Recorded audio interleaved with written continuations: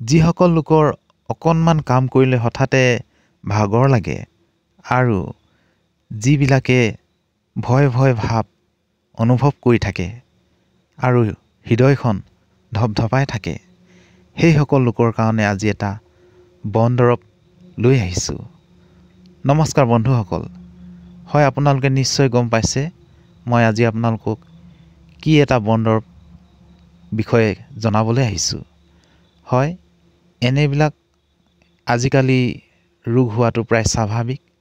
সেয়েহে বহুতে জ্ঞাত আৰু বহুতে হয়তো নাজানে, কিন্তু নজনাসকলক এই কথাটো দেখুৱাই দিবলৈ বিচাৰিছোঁ যে এইজোপা হৈছে অৰ্জুন গছ।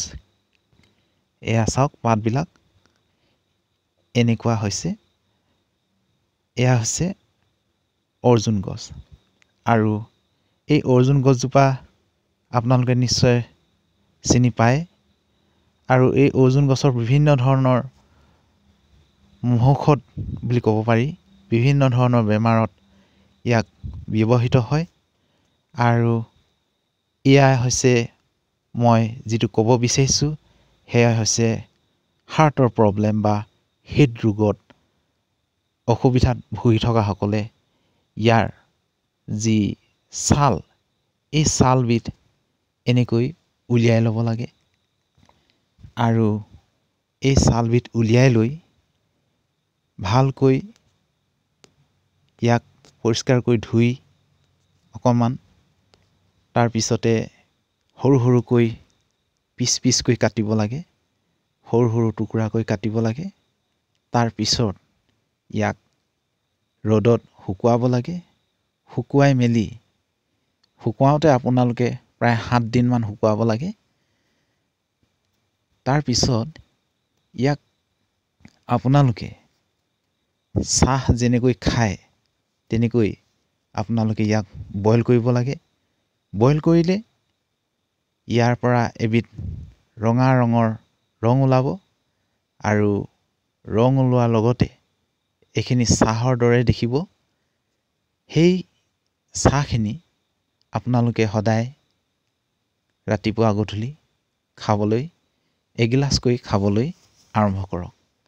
এয়া চাওক বন্ধুসকল, এয়া গছৰ পৰা কাটি অনা টুকুৰাবিলাক হৈছে ছালবিলাক আৰু ইয়াক সৰু সৰুকৈ এতিয়া পিচিং কৰা হৈছে।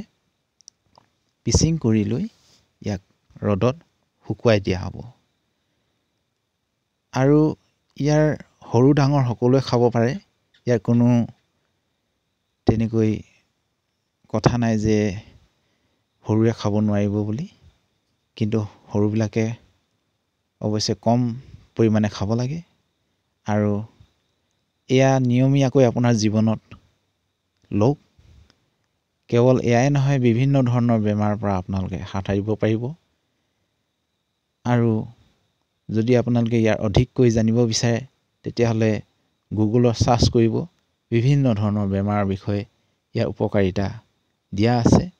কিন্তু আজি এই ভিডিঅ'টোত এয়াই ক'ব বিচাৰিছিলোঁ যে যদিহে আপোনাৰ হঠাতে ভাগৰ লাগে, ভাগৰুৱা অনুভৱ কৰে আৰু আপুনি চক খাই থাকে, আপুনি কিছুমান কথাতেই হঠাতে ভয় ভয় ভাৱ উৎপন্ন হয় আৰু হৃদয়খন ধপ ধপ কৰি থাকে, সেইসকল ব্যক্তিয়ে এনেকৈ ইয়াক টুকুৰাবিলাক চাওক, এনেকৈ শুকুৱাই লৈ পিচিংকৈ কাটি শুকুৱাই লৈ বইল কৰি ইয়াৰ যি চাহ পানী যেনেকৈ বনায় আপোনালোকে লাল চাহৰ দৰে ইয়াক বইল কৰি উতলাই লৈ ইয়াক চেকি লৈ সদায় আপুনি এগিলাচকৈ খাবলৈ, নাইবা ইয়াৰ দুটুকুৰামান চাহ যেতিয়া আপোনালোকে বনায়, চাহ বনাওঁতে ইয়াৰ দুটুকুৰামান সদায় মিশ্ৰণ কৰি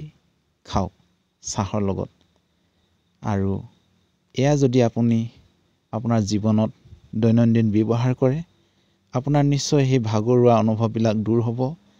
আপোনাৰ হৃদয়ো নিশ্চয় ভালে থাকিব। ভিডিঅ'টো যদি পাৰে শ্বেয়াৰ কৰি দিয়ে যেন, যাতে আনৰো উপকাৰ হয়। ধন্যবাদ।